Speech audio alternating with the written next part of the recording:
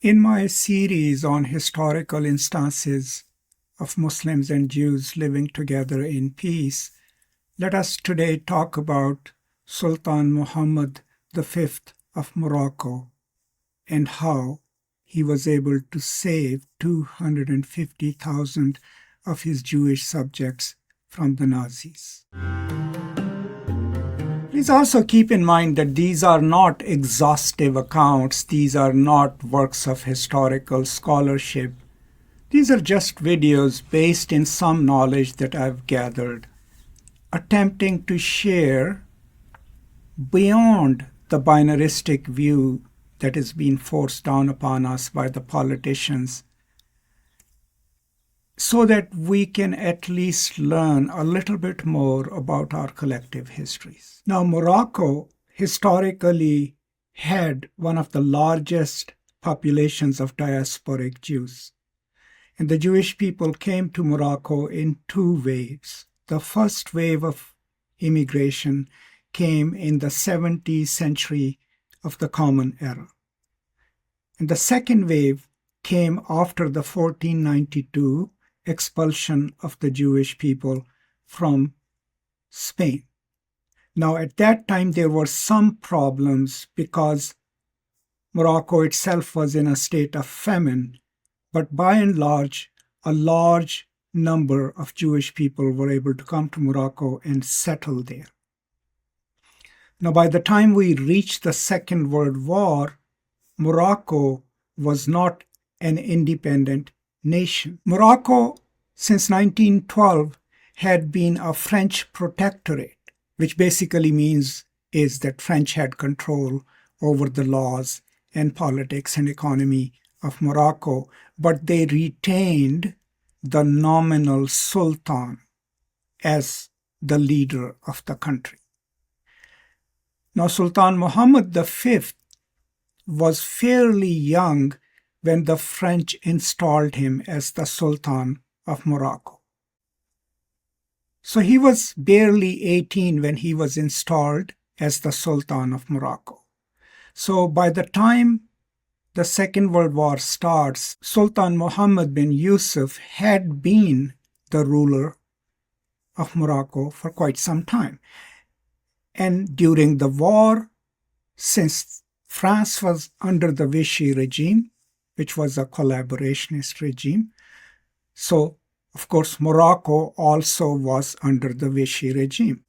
So Mohammed bin Youssef V of Morocco ruled from 1927 to 1961, but in this time, from 1955 to 57, he was sacked by the French and exiled, but then he comes back in 1957, and that's when he wins the freedom for Morocco and becomes the king until 1961. That's an important thing to keep in mind. Now, as the war started, we are in 1940s. United States and Russia have not yet entered the war.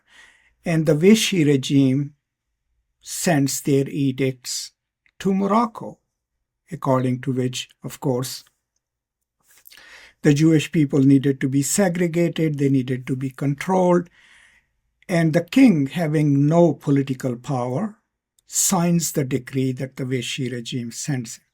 But the Moroccan Jews had always had a great relationship with the royal house, the Alawite house, right? The kings or the sultans of Morocco claimed their lineage from Ali, the fourth caliph of Islam, and hence were Sayyids, right? Because they came from the house of Fatima and Ali and claimed their lineage to Prophet Muhammad through his daughter.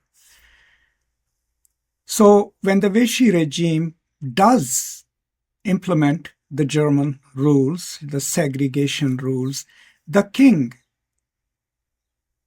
politically cannot oppose it because he has no power. But symbolically, he tells the Vichy regime that he is opposed to this policy because he sees his Jewish citizens as his subjects. That is his claim.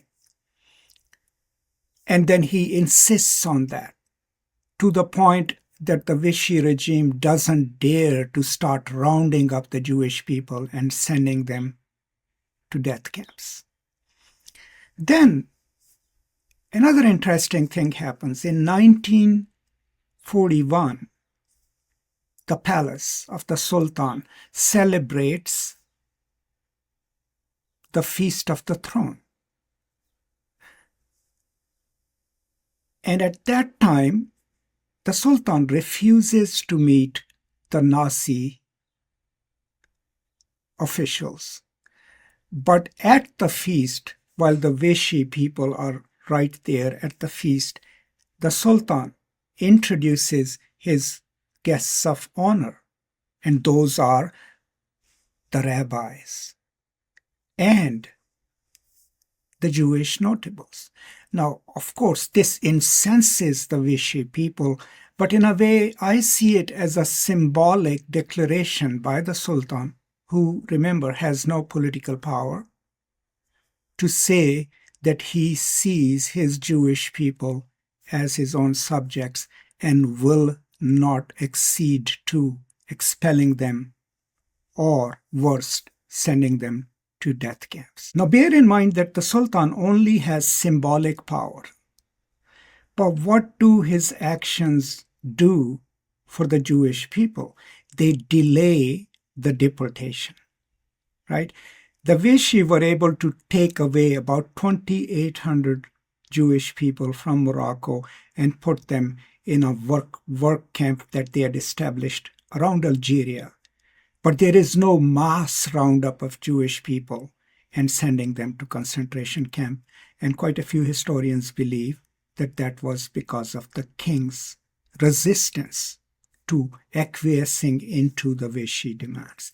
Actually, one of the historians actually found in the archives a cable, I think, from the king, where he clearly tells the Vichy regime, I absolutely do not approve of the new anti-Semitic laws, and I refuse to associate myself with the measure I disagree with. I reiterate, as I did in the past, that the Jews are under my protection, and I reject any distinction that should be made among my people. So as a result, because the Sultan is able to delay any larger plans about the 250,000 and somewhat Jewish population in Morocco, it buys enough time until the Allies land in Morocco. And the Vichy are defeated.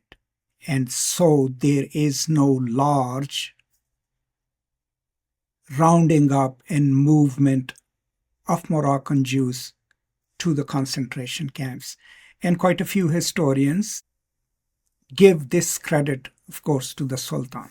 Now, some historians would tell us that it wasn't because he loved the Jewish people, it was because it was his pride in his own prerogative as a sultan.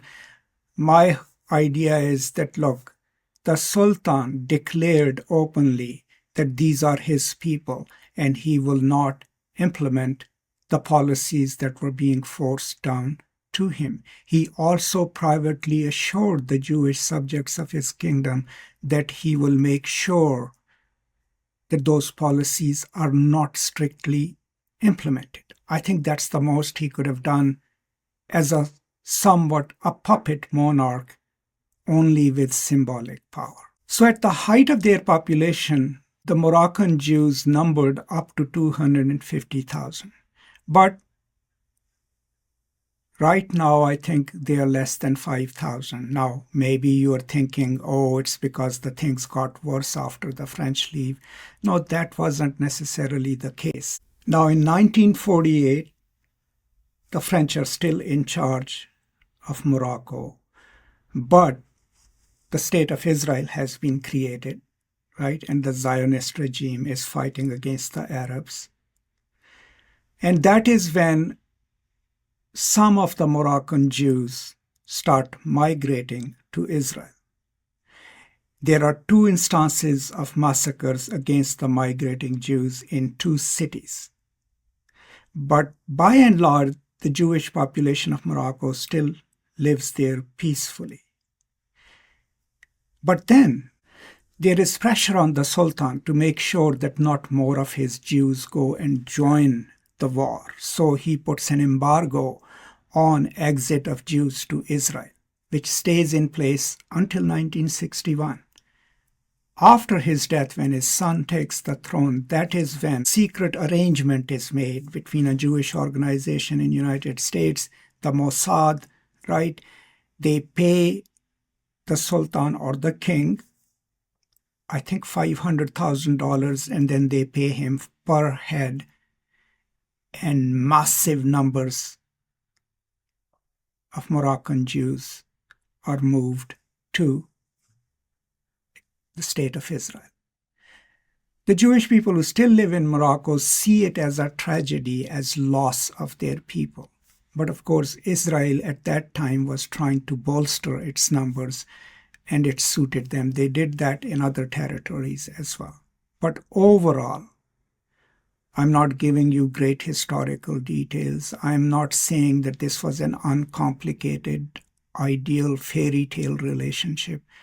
All I'm trying to share here is that at one point, at the most precarious moment for Jewish people in Morocco, the Sultan, Mohammed bin Youssef V, who did not have much political power, took a stand for his Jewish subjects, and his actions, as per the historians, were instrumental in delaying anything disastrous that could have happened to Moroccan Jews. And in the end, he ended up saving pretty much the entire Jewish population of his kingdom. That's all. I hope this is useful to you. I hope this helps us understand that the relationships between Jews and Muslims and Arabs, and they are not etched in stone, and they were not always negative and disastrous. And maybe we can build some peace on that. That's all. Thank you so much. Stay safe. Take care of each other. And if you have a few minutes, my Palestine playlist will come up. Please take a look at it. And as always, from me to you, peace and love.